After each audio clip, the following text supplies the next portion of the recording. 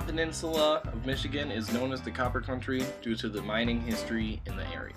Signs of copper were found in 1843 and mines operated from 1845 until the 1980s. These mines were the world's greatest producer of copper in their heyday.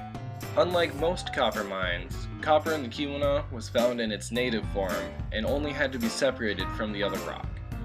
Usually, copper is found as sulfide or oxide ores and have to be chemically processed to extract the copper. In the Copper Country, the copper was extracted from the ore by crushing the mined rocks and separating the copper using gravity in stamp mills.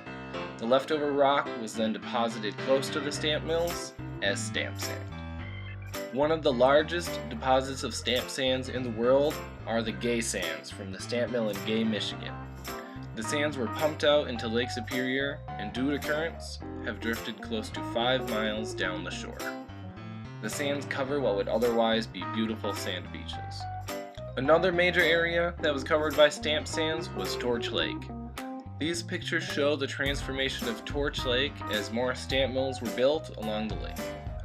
By the time that mining was dying out in the area, a large percentage of the lake was filled with stamp sands. These stamp sands may seem like just an eyesore, but they hide something more sinister. Stamp sands often contain traces of heavy metals such as lead and arsenic that are harmful to the human body. These lab tests from 2009 show that Torch Lake contains 5 parts per million of arsenic.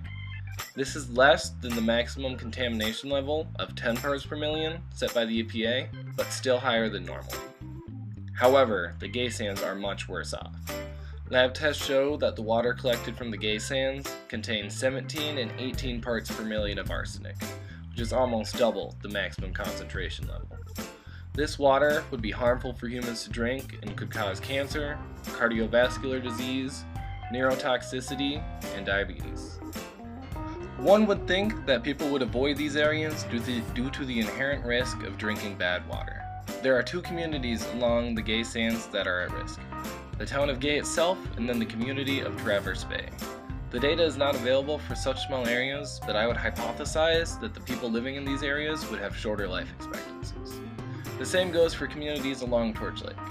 However, Torch Lake was designated an EPA Superfund site, and work was done to bury the stamp sands under a layer of topsoil to minimize the amount of toxins that were leached into the water.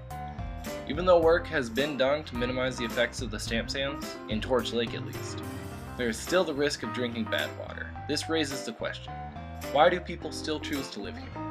The answer is simple: it's cheap. The average home value along Torch Lake is only $61,000, and over 50% of the houses were built before 1940. The average household income for Lake Linden, the largest town on Torch Lake, is only $35,000. This leads me to believe that the people are only living here because this is where they were born, or they can't afford to move away and live anywhere else. The same goes for Gay, with its population of only 67.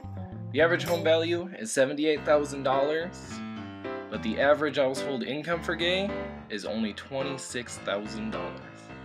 Overall, the lesson learned here is that humans need to think of what the environmental implications of our actions are going to be before we go ahead and rip up the earth. Torch Lake is a great example of how we can take a perfectly clean lake and make it poisonous, resulting in a $12.3 million cleanup effort completed by the EPA in 2014. The Gay Sands are an even better example of how we can make such a big mess that we don't even have the means to clean it up. The scale of the damage done here is so large that all we can do is put up a sign saying that people should stay away. People should stay away from an area that was once a beautiful white sand beach, but is now the result of a few people trying to make a lot of money without concern for what would happen to the environment. There is some good to come of this. Hopefully people will learn from these examples and make better decisions down the road that will have a better effect on the environment and take into account the people who will have to deal with the consequences.